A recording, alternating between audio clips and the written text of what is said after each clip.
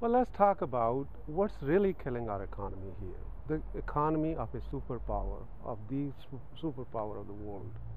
World looks up to its economy, and we are doing so bad. What's really the root cause of this? Is it the politicians? Is it something else?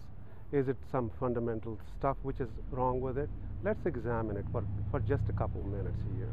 What's happening is that yes, there is globalization. That's a simple reason which comes to mind. That's a fundamental reason. Globalization has taken away our low-hanging fruit, low-hanging jobs and stuff to foreign nations because they can produce the things much more cheaply than we can ever do that.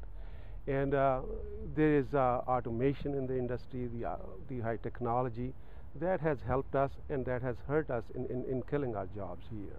Really, it's the jobs which we have lost which has really catapulted this economy down here. Okay, let me explain how and why that happened.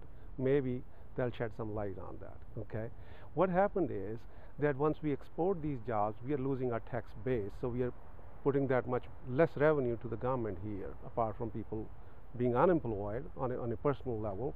That's a big hardship. But on a government level, on a central government level, it's really killing our revenues. Number two, why are we losing so many jobs, and why is our debt going out of the roof here?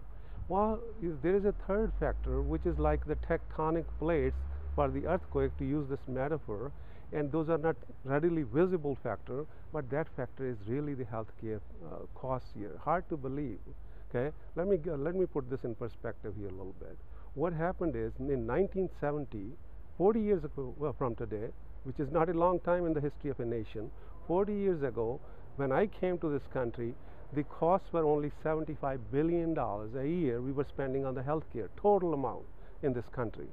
In just short 40 years, this has shot up to $2.5 trillion with 12 zeros behind it. Okay, so it's a vast amount of money, which is unimaginable amount of money. What this healthcare cost is costing us, it's eating away 1/5 our economy. Okay, and it's taking up so much money to pay for in the Medicare and the Medicaid and government-run programs, even in the private sector. I'll explain that. I have explained that quite a bit in my book, but to give you a little synopsis here, this is what's killing us. This is generating huge amount of debt we have to pay for these costs here, and it has taken away the jobs. It has made the businesses very inefficient. The cost of production of any gizmo, any item or service has gone up through the roof, and that's why we have to export these jobs outside. So that's one way it's hurting us.